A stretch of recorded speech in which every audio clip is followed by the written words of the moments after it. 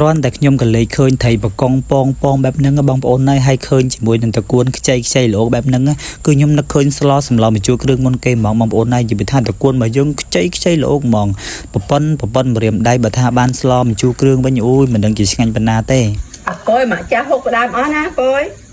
ថ្ងៃហ្នឹងមកធ្វើជាកូនល្អស្លោសម្លម្ជូរគ្រឿងឲ្យម្ដាយបើខ្ញុំហូបម្ដងមើលអូយនិយាយថាស្លោសម្លម្ជូរគ្រឿងបងកសាំងបែបហ្នឹងគឺមានជាតិមែនទែនឆ្ងាញ់មែនទែនបងប្អូនអរគ្នាហើយត្រូវជាមួយនឹងត្រីយើងរកបានថ្មី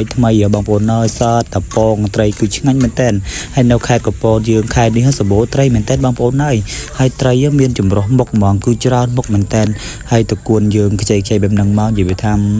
ឆ្ងាញ់មែនទែនហើយស្លោជាមួយនឹងបងកសាំងយើងណាបងប្អូនឆ្ងាញ់មែនទែនបងប្អូនហើយបានសម្លម្ជូរគ្រឿងក្តៅមេឃរលឹមតវិញអូយមិនដឹងជាឆ្ងាញ់ប៉ុណ្ណាទេបងប្អូនអរគ្នាហើយសម្លមួយឆ្នាំងហត់បែកញើសខ្ចាយហ្មងគឺឆ្ងាញ់មែនតើហើយសប្បាយចិត្តមែនតើដែលខ្ញុំបានធ្វើម្ហូបជូនម្ដាយរបស់ខ្ញុំហូបអញ្ចឹងណាបងប្អូនអរគ្នាហើយនឹងម្ដាយរបស់ខ្ញុំក៏ថាកូនណាធ្វើម្ហូបឲ្យម៉ែហូបម្ដងមកកូនខ្ញុំដើរមកក្រោយផ្ទះបងប្អូនហើយមានតាំងពីកែបមានតាំងពីក្តាមមើលបងប្អូនអរគ្នាត្រីមានត្រីទក់ត្រីដែងគឺប៉ារបស់ខ្ញុំគាត់រកបានហើយគាត់ហូបអត់អស់គាត់ប្រោះទុកអញ្ចឹងទៅចំណែកត្រីដែលយើងត្រូវឆ្លោវិញហ្នឹងគឺត្រីបកងណាបងប្អូនអរគ្នាសតពងមែនតើហើយតកួនរបស់យើងគឺខ្ចីដូចឃើញងាក់បាយវីដេអូអញ្ចឹងតកួនខែនេះគឺវាឆ្លក់ទឹកបងប្អូនហើយតកួនរបស់យើងខ្ចីល្អមែនតើប៉ិនម្រាមដៃនិយាយថាបានស្លម្ជូរគ្រឿងឬក៏ឆាអីគឺឆ្ងាញ់មែនតើបងប្អូន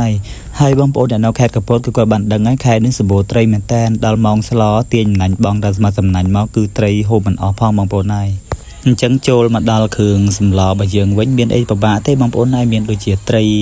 នឹងឯងហើយនឹងគ្រឿងបុកដែលយើងបុកហើយនឹងហើយមានកពិឬក៏គីបងប្អូនអរគ្នាឬមួយក៏បងប្អូនចង់ដាក់ប្រហុកអីក៏បានដែរអញ្ចឹងត្រីរបស់យើងគឺបានឆាវាដាច់ទឹកហើយឈ្ងុយជាមួយនឹងគ្រឿងយើងអញ្ចឹងបងប្អូនអរគ្នាឃើញទេឆាវាក្រៀមអញ្ចឹងហើយទៅយើងដាក់ទឹករបស់យើងចូលទៅ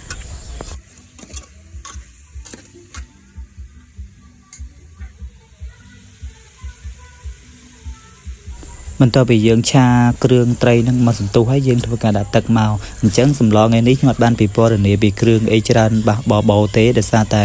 សម្លម្ជូរគ្រឿងគឺខ្ញុំអាសាធ្វើញឹកមកដែរហើយអញ្ចឹង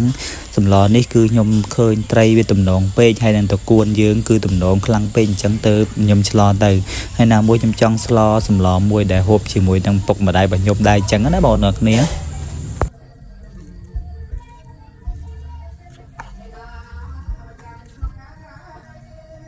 អញ្ចឹងសម្លរបស់យើងពុះហើយយើងស្លុកភ្លក់មើលសាប្រៃហើយយើងគឺធ្វើការដាក់ម្ជូររបស់យើងនឹងថ្ងៃនេះខ្ញុំប្រើម្ជូរកសាំងសម្លម្ជូរកសាំងអូយឆ្ងាញ់មែនតើខ្ញុំឆ្លលើកទី1ទី2គឺបងសម្លម្ជូរកសាំងដិតឆ្ងាញ់មែនតើបងប្អូនអរគ្នា